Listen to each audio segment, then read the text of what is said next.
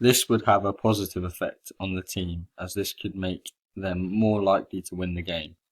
This is why, in terms of sport, it is important that a coach is aware of the stimuli that may cause their players to become aggressive in the game, so they can help prevent this and overall benefit the team. This could also be seen in a hockey game.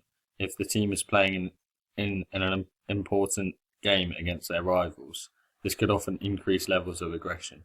However, a coach could counter this by relaxing and lowering levels of arousal in the team talk before the game in order to calm the team as much as possible and help prevent unnecessary punishment, therefore benefiting the team.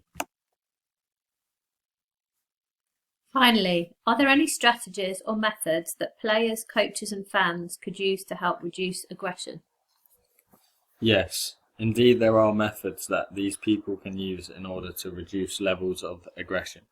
Firstly, when talking about players, one strategy players could use in order to reduce aggression in sport could be using stress management or relaxation techniques in order to reduce arousal levels before a game, and therefore become less frustrated and aggressive during the game.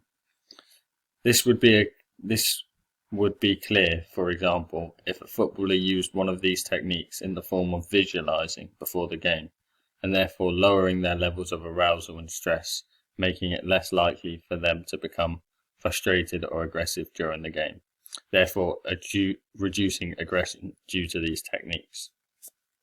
In addition, one strategy that could be used in order for a coach to help reduce aggression levels in sport would be, similarly to players, using somatic stress techniques.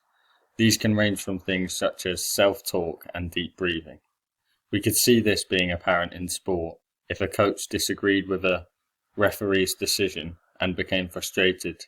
They could use this deep breathing technique in order to reduce this frustration and aggression built up due to the ref's decision. This would therefore stop them receiving a caution such as the stadium ban or being sent to the stands, as well as reducing their levels of aggression due to these particular techniques used in sport. Lastly, there are also strategies used in order to control and lower levels of aggression of fans in sport as well.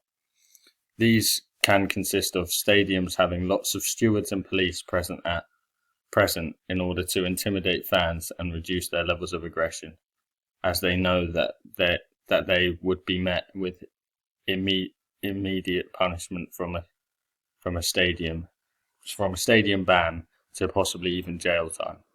In addition to this, another way to reduce fans' aggression in sport would be not selling any form of alcohol in sports stadiums.